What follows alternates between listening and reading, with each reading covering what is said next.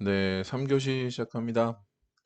3교시에는 우리가 지금까지 해봤던 이 결산과 관련된 회계 처리를 구체적으로 프로그램에 어디에 입력을 하고, 그 입력된 내용을 바탕으로 해서 재무제표 생성은 어떤 순서대로 해야 되는지에 대해서 알아보고자 합니다. 자, 일단 우리 처음에 저번 시간에 얘기했었죠. 수동 작업이 있고 자동 작업이 있다라고 얘기했는데 수동 작업이라고 하는 건 어떤 내용이냐면 이런 식으로 우리 어떤 회계 처리를 해야 되는지 기말에 어떤 분계를 해야 되는지가 결정이 되잖아요. 그럼 이 결정된 내용을 어디 갔어? 어, 여기 일반 전표 입력 메뉴 일반 전표 입력 여기에 오셔가지고 12월 31일자로 가서 차변에 차입금 그 다음에 금액이 아까 얼마였지? 뭐 30만원 대변에 유동성 장기부채였죠?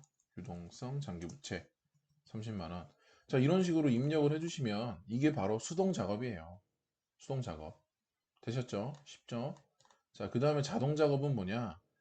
어, 여기 결산자료 입력이라는 메뉴를 클릭해 보시면은 1월부터 12월에 대해서 결산을 할 거니까 여기 보시면 제가 말씀드렸죠.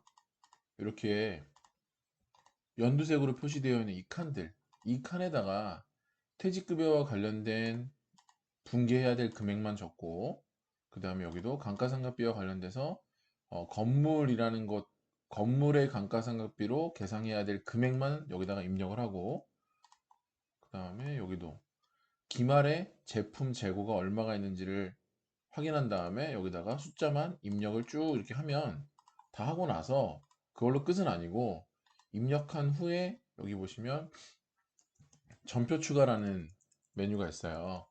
F3 전표 추가를 딱 클릭하면 클릭하는 순간 뭐가 되냐면 이 일반 전표 입력 메뉴에 12월 31일자에 분계가 촤르락 돼요. 자동으로. 그러니까 우리는 이 숫자만 정해준 거야. 자동 작업은 결산자료 입력이라는 메뉴에 들어가서 이 입력할 수 있는 칸에 적당한 금액만 입력하시고 전표 추가라는 버튼을 눌러 주셔야 이걸 누르는 순간 뭐가 된다? 말 그대로 일반 전표가 추가되는 겁니다. 어디에? 여기에. 그래서 여기에는 뭐라고 표시되냐면 결차, 결대라고 표현돼요. 결산자료 입력이라는 메뉴를 이용해서 분계된 거기 때문에 그거를 좀 일반적인 수동 작업으로 분계한 것과 구분하기 위해서 그냥 차변 이렇게 안 하고 결산자료 입력에 의한 차변 그래서 결차 그 다음에 결산자료 입력에 의한 대변 그래서 결대 이렇게 표시가 됩니다. 자동으로. 자, 그렇기 때문에 꼭 결산자료 입력이라는 메뉴를 이용하지 않으시고 이 감가상각비에 대한 분계를 직접 일반 전표 입력에 와서 그냥 차변 대변 한 다음에 감가상각비 얼마, 감가상각 누계 이렇게 입력을 해주고 끝내도 상관없는 거예요. 왜?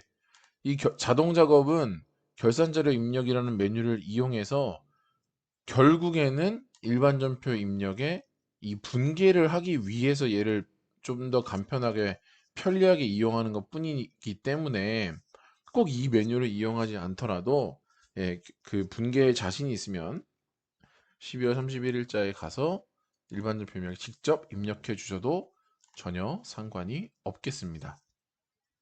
되셨죠? 그러면 결산자료 입력이라는 자동 작업은 그 여러 가지 주제가 있었는데 이런 주제들 중에서 제가 여기에 자동 결산이라고 써놓은 게 있거든요. 이렇게 자동 결산이라고 써놓은 주제가 뭐야? 감가상각비와 관련된 주제 그리고 대선 충당과 관련된 주제 퇴직급여 충당 부채와 관련된 주제 뭐 이런 것들 한 5개인가 6개 정도만 여기서 입력이 가능해요. 그리고 기말 원재료나 제공품 제품의 원가를 결정하는 것까지 가능합니다. 자, 그러면 이거를 한번 실제 뭐 예시를 가지고 한번 해볼까요? 자, 예시를 가지고 한번 해보겠습니다. 어, 퇴직급여 충당 부채부터 한번 먼저 해보도록 할게요. 지금 우리는 여기에서는 간단하게 예를 들어봤는데 제가 한번 다시 얘기를 해볼게요. 만약에 우리 회사가 여기서 제조 부문이 있고, 예, 그 다음에 영업 부문이 있다고 쳐봅시다. 부문이 두 개예요. 예, 두 개가 있는데 제조 부문에서 일하고 계신 분들, 이분들에 대한 퇴직급여 추계액이 1,700만 원이라고 가정해 봅시다. 그냥. 그죠? 아까는 우리는 간단하게 알아본 거고, 이 퇴직급여 충당부채 설정과 관련해서 그 다음에 영업 부분에 근무하고 계시는 분들에 대한 퇴직급여 추계액이 1,900만 원이라고 가정해 볼게요. 1,900만 원. 그런데 전기까지 그 퇴직급여 충당부채로 이미 잡혀 있는 전기 말 퇴직급여 충당부채 잔액은 얼마였냐면 이거는 1,200만 원이었어요. 그리고 영업 부문에 해당 근무하고 계시는 분들을 대상으로 인식했던 퇴직급여 충당부채 잔액은 800만 원이었어요. 전기 말까지. 자, 요렇다고 칩시다. 요렇다고 치고 우리는 기말 결산 분계를 이제 한다고 하면 어떤 분계를 해야 되겠어요? 어떤 분계를 하는 게 맞을까요? 이렇게 되겠죠. 이제 차변에 12월 31일 이 날짜에 결산 분계가 이루어져야 되는데 어떻게 이루어져야 되냐? 차변에는 퇴직급여하고 얼마? 500만 원이겠죠. 왜? 어, 2020년 말 기준으로는 1,700만 원의 퇴직금을 지급해야 된다. 전체. 요게 예상이 되는데 정기 말까지는 1,200만 원만큼을 벌써 이미 부채로 인식을 해놨기 때문에 추가로 얼마만큼만 더 인식하면은 총 우리가 가고자 하는 목적지인 1,700을 퇴직급여 충당 부채로 잡을 수 있겠습니까? 500만 원만 더 인식하면 되잖아요. 그런데 문제는 제조 부분에서 일하고 계시는 임직원분들을 대상으로 한 추계액이기 때문에 이 퇴직급여라는 비용 계정 과목도 어디에 표시가 되어야 된다? 제조 부문에 표시가 되어야 된다. 금액은 500만 원. 그죠? 그리고 대변에는 어떻게 돼? 퇴직급여 충당 부채하고 얼마예요? 500만 원.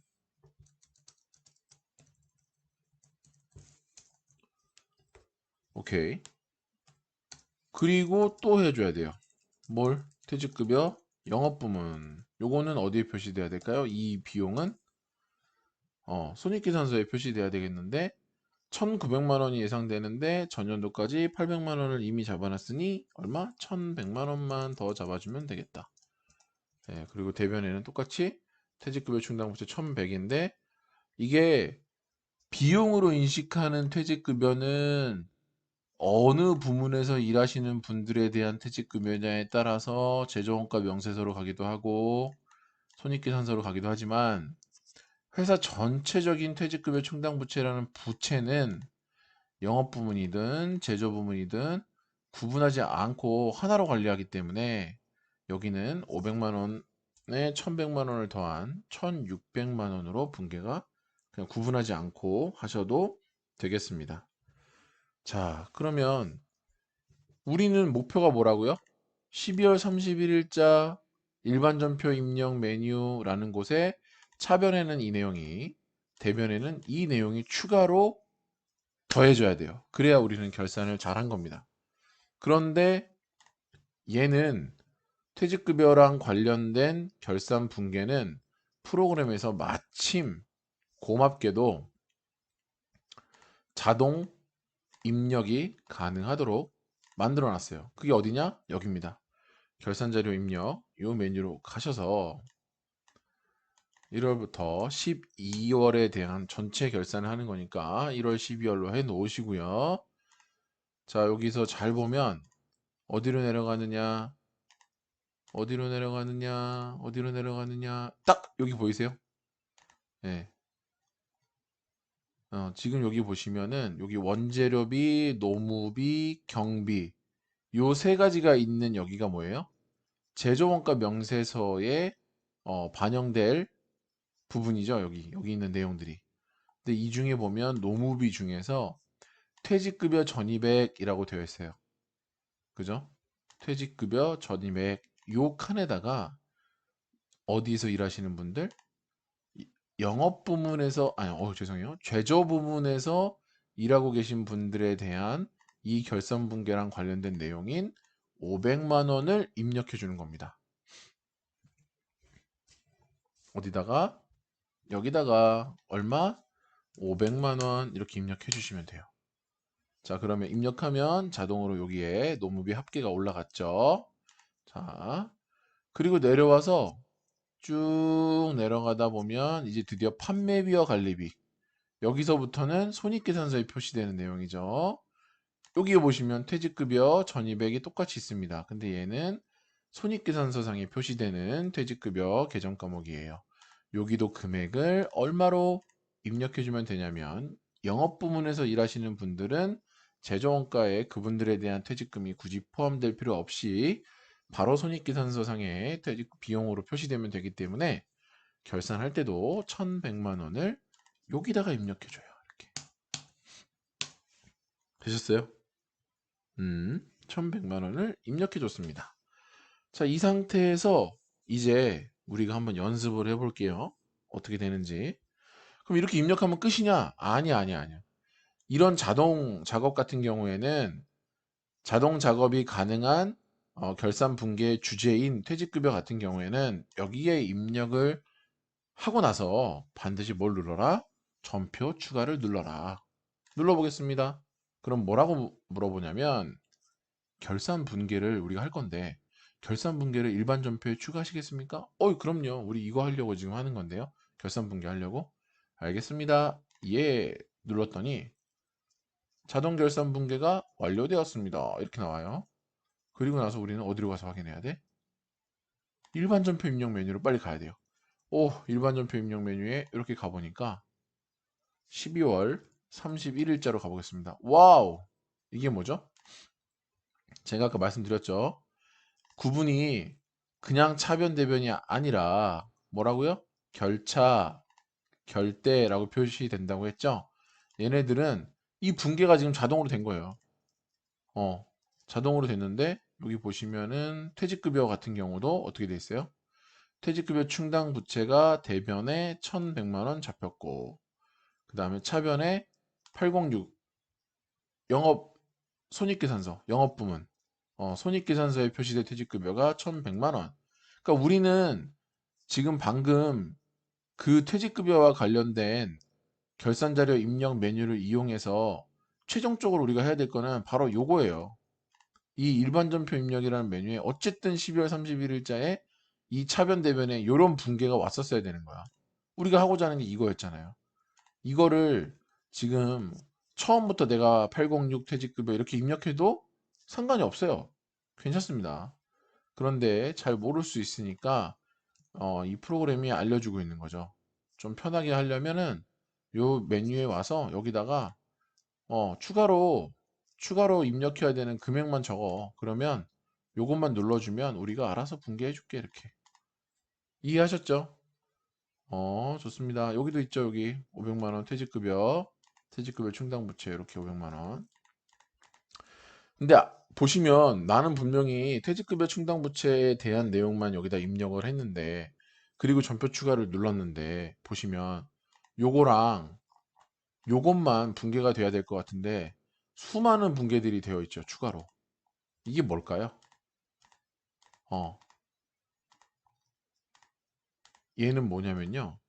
기본적으로 이 결산자료 입력에서는 여기 기말 원재료, 기말 제공품, 기말 제품, 즉 매출 원가와 관련된 매출 원가와 관련된 분계도 함께 자동으로 됩니다. 그런데 다른 칸 같은 경우는 예를 들어 감가상각비 같은 경우는 여기다가 칸에다 입력을 안 하면 0으로 인식하기 때문에 특별히 감가상각비라는 계정 과목을 차변에다가 계상할 이유가 없어요. 그래서 분계가 안 나타나요. 그런데 이 기말 원재료 재고액이라는 칸을 입력하지 않고 0으로 두면 얘는 다시 말하면 그냥 0으로 끝나는 게 아니라 기말에 가지고 있는 원재료가 진짜 실제 재고가 없다라는 뜻으로 얘가 이해를 해요. 프로그램이. 그렇기 때문에 기말 원재료 값이 실제 보유하고 있는 원재료가 하나도 없는 상태를 가정하고 그러면 매출원가를 계산해야 되겠구나. 왜냐하면 매출원가라는 게 기초 재고에서 단기 매입을 더하고 그다음에 기말에 존재하는 재고를 빼줌으로써 매출원가가 바로 계산이 되는 거잖아요. 근데 실제 기말 재고가 존재하면 그 금액만큼을 빼주고 나머지를 매출원가로 하면 되겠지만 이 부분을 0으로 비워놓는다고 해도 그러면 어떻게 돼요? 바로 기초 재고하고 단기에 매입한 금액 이 두 개를 합친 금액이 바로 전부 다 매출원가가 돼버리는 그래서 이 분계가 가능하거든요. 그래서 얘는 이런 식의 분계가 추가로 더 나오는 겁니다. 게다가 제품 매출 원가가 다시 제품 제조 원가에 있는 이 원가가 다시 단기 제품 제조 원가 손익계산서로 넘어가야 되기 때문에 그 넘어가기 위해서 필요한 반대 분계들도 함께 다 한 번에 됩니다. 이해하셨죠? 요게 바로 자동 작업으로 그 결산을 하는 방법이에요. 자동 작업으로 결산하는 방법. 그다음에 수동 작업으로 하는 건 어떤 거가 됐든지 간에 그냥 이 12월 31일자에 와서 차변하고 입력해 주시면 되겠습니다. 그러면 이렇게 우리가 지금까지 배워봤던 내용들을 실제 프로그램에서 입력하는 방식은 이런 스타일로 하면 되는구나. 그리고 여기에 보시면 감가상각이나 대손상각이나 퇴직충당이나 여기다가 바로 입력을 이렇게 숫자를 우리가 계산해서 500만큼 차액만큼 입력해도 되고 이 차액조차도 내가 계산하기 좀 어렵다 그러면 퇴직충당 여기에 가셔가지고 이렇게 1200, 508번 퇴직급여 추계액만 입력해 주시면 돼요. 아까 제가 얼마가 예상된다고 했죠? 퇴직급여 추계액이 1700이 예상된다고 했죠? 제조 부분에 여기에 그냥 1700을 입력하세요. 이렇게. 그러면 알아서 추가로 설정해야 될 금액이 500만 원이라는 게 표시가 돼요.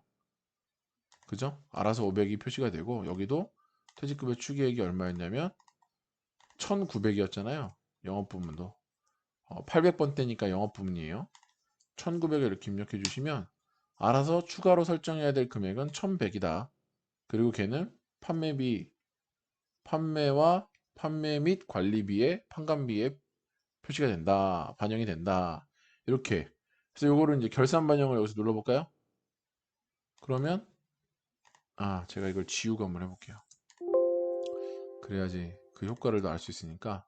자, 지금 입력한 거 아무것도 없어요. 우리 아까 퇴직급여 쫓아가가지고 여기다 우리가 직접 추가로 설정해야 되는 금액만큼을 알아서 입력했잖아요. 근데 그것도 싫으면 퇴직충당이라는 요 버튼을 눌러서 아까처럼 추계액만 입력을 하고 이렇게 추계액만 입력을 하시고 얘를 결산 반영을 누르면 자동으로 여기 500, 그다음 자동으로 여기 1100이 들어갑니다.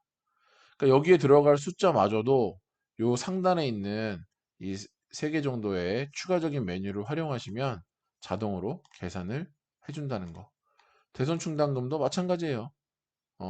이 추가 설정할 금액이 여기다 내가 대손율을 몇 %로 인식할 거냐만 바꿔주시면 자동으로 이렇게 표시가 되고요. 얘를 결산에 반영하면 이렇게 대손 삼각 이쪽에 숫자가 알아서 들어갑니다. 되셨죠? 자, 그리고 지금 대손삼각비가 이렇게 반영된 상태로 다시 한번 전표 추가를 눌러볼게요. 그러면 일반 전표에 이미 아까 제가 추가했던 결산 분기가 존재하기 때문에 요거를 얘를 누르면은 삭제가 됩니다. 자, 그리고 다시 한번 볼까요?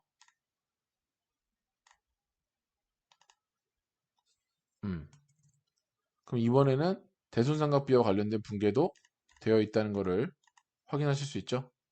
여기에 보시면 대손삼각비와 관련된 것도 제가 여기에 입력을 했기 때문에 이 대손상각비와 관련된 금액들을 입력했기 때문에 전표 추가를 누르면 자동으로 이렇게 12월 31일자에 분계가 된다.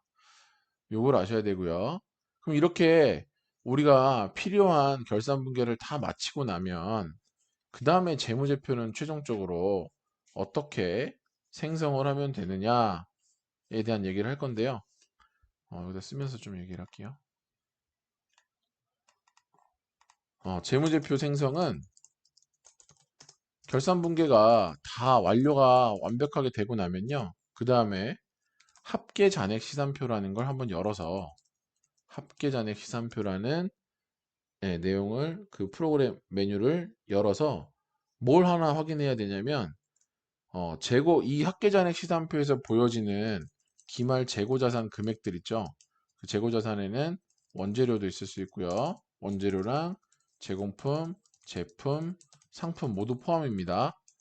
이 기말 재고 자산 금액이 내가 아까 결산자료 입력이라는 메뉴 있잖아요.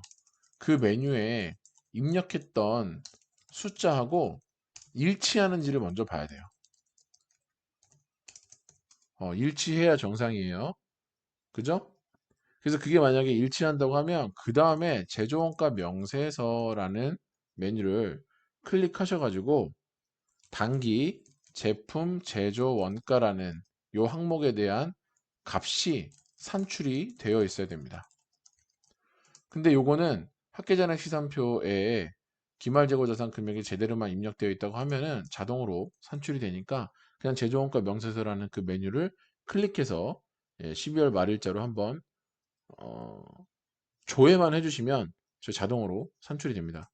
그 다음에는 손익계산서라는 메뉴를 클릭해서 그 제조원가 명세서에서 이미 계산되어진 단기 제품 제조 원가가 제대로 동일한 금액이 들어가 있는지를 한번 확인하시고 그 단기 제품 제조 원가가 동일한 금액이 잘 들어가 있다고 하면 그 금액을 바탕으로 해서 산출되어진 단기 순이익이 얼마인지를 확인하셔야 돼요. 그리고 이 당기순이익이 확인됐으면 그 다음에는 이익 잉여금 처분 계산서라는 메뉴를 클릭 한번 하셔가지고 클릭한 이익 잉여금 처분 계산서에 당기 순이익 그 앞 단계에서 산출된 당기 순이익이 제대로 들어가 있는지를 확인하신 후에 그 다음에 여기서 다시 한번 메뉴 상단에 있는 전표 추가라는 버튼을 눌러 주셔야 돼요. 클릭. 아까도 전표 추가한다 그랬죠? 그건 어디서 했던 거죠? 결산 분계할 때 결산 자료 입력이라는 자동 작업이 가능한 그 메뉴에서도 전표 추가를 클릭했죠. 이때 하는 거는 결산 분계를 하기 위해서 전표 추가를 클릭하는 거고요. 이익잉여 처분 계산서에서 클릭하는 전표 추가는 이거는 마감 분계라고 해서 모든 손익 계정을 0으로 만들고 그 다음에 당기순이익에 있는 내용들을 이제 당기순이익 금액을 재무상태표상의 이익잉여금 쪽으로 자본 쪽으로 이관하게 되는 그런 효과를 갖는 분계를 말합니다. 이 분계는 약간 기술적인 분계고요. 그냥 계정을 정말로 0으로 만들고 닫기 위한 분계예요. 아시겠죠? 자, 이익잉여 처분 계산서까지 만약에 다 끝났다. 그러면 이제 재무상태표로 가셔서 뭘 본다? 미처분 이익 잉여금 금액이 이 금액이 이익 잉여금 처분 계산서 상의 미처분 이익 잉여금 금액하고 같은지 확인하셔야 돼요. 그래서 만약에 같으면 그러면 재무상태표까지도 이제 완전하게 완벽하게 생성이 완료가 된 겁니다. 되셨죠? 요게 재무제표 생성하는 거. 이 재무제표 생성은 뭐가 중요하다? 순서가 중요하다. 이렇게 이해하시면 되겠습니다. 자, 순서가 중요하니까 제가 지금 말씀드린 요 순서대로 클릭을 해서 열어보셔야 돼요. 이게 예전 같으면 이걸 마감할 때 다 손으로 쓰는 거였지만 지금은 프로그램이니까 제가 말씀드렸던 요 메뉴들 어디에 있냐? 여기 말하는 거 여기. 합계잔액 시산표부터 1번 요거 열고 그 다음에 제조원가 명세서 2번 열고 그 다음에 뭐 열어? 손익계산서 열고 그 다음에 이익잉여 처분계산 열고 마지막으로 재무상태표 열어서 그죠? 순서대로 안 돼 있어요. 요것만 클릭을 하면 지금 얘기한 게 되는 거예요. 보세요. 자, 이렇게 됐죠? 그리고 제가 뭐라 그랬어요? 이 재고자산 여기서 차변에 남아있는 금액이 요 잔액이 제품, 원재료, 제공품 요 잔액이 어디랑 같다? 내가 결산자료 입력 메뉴에서 입력했던 여기 보시면 기말 원재료 재고액 그 다음에 기말 제품 재고액 또 기말 제공품 재고액 여기에 입력한 값과 합계잔액 시산표 상에 보여지는 이 계정 과목 요 세 개 여기에 나타나 있는 금액이 같은지 먼저 확인을 하시고 그게 같다고 하면 얘를 끄고 그 다음에 제조원가 명세서를 클릭해서 12월로 엔터를 치시면 조회를 해 보시면 단기 제품 제조 원가가 이렇게 산출이 되는데 이 금액을 확인하시고 847153 그 다음에 손익계산서로 가서 자 12월로 조회를 한 다음에 손익계산서상의 단기 제품 제조 원가가 847153이 맞는가 맞죠? 그러면 이상 없는 거예요. 그리고 나서 이 금액을 근간으로 해서 산출된 당기순이익이 190970 확인하고 그 다음에 이익잉여 처분계산서에 가셔서 이렇게 클릭해서 단기 처분 예정일을 2021년 아이고 3월 31일로 할게요. 보통 단기순이익 190-970-083이 맞구나 이렇게 확인하시고 그 다음에 만약에 이 남은 당기순이익에 대해서 처분을 뭐 이익준비금으로 얼마를 쌓고 재무구조 개선 적립금 얼마를 쌓고 이런 내용들이 나와 있다면 거기에 해당되는 금액만큼을 입력하시면 요 전체 금액에서 이 처분하는 금액을 뺀 나머지가 다음 기수로 이월되는 미처분 이익잉여금이 되겠죠. 근데 우리는 뭐 없다고 가정하고 처분이 없다 가정하고 여기서 기억해야 될 숫자는 요거죠. 212-570-083 이 숫자가 어디에 나와야 된다 최종적으로 그런데 가기 전에 뭐 해야 된다 여기 전표 추가 얘를 한번 눌러 주신 다음에 그 다음에 마지막으로 재무상태표에 가서 12월로 조회를 했는데 여기 미처분 이익잉여금의 요 금액이 아까 이익잉여 처분 계산서 상에 미처분 이익잉여금과 같다면 문제가 없다. 제대로 다 작성이 된 거다. 이게 완성이에요. 자, 요게 이제 재무제표를 생성하는 방법이었습니다. 만드는. 근데 이것들을 지금 하기 위해서는 뭐가 선행되어야 된다? 예, 결산 분계가 완벽하게 끝나야 되겠죠? 자, 이제 우리 결산과 관련된 내용을 아주 중요한 내용들을 대부분 다 살펴봤습니다. 자, 요렇게까지 해보고요. 이제 15주차에는 14주차에 못했던 내용들을 조금 더 살펴보도록 할게요. 기말고사에 대한 내용은 특별히 말씀 안 드려도 될 것 같은 게 중간고사와 동일한 스타일로 할 거기 때문에 중간고사 때 충분히 말씀드렸고요.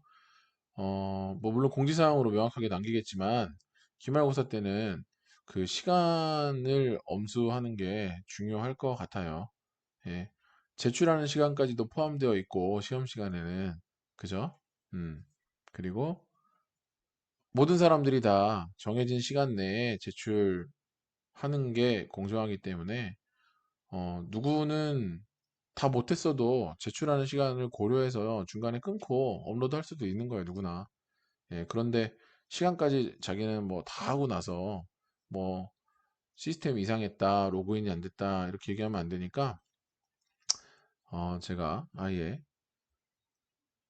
그 특별한 방법으로 하도록 하겠습니다. 특별한 방법? 아닙니다.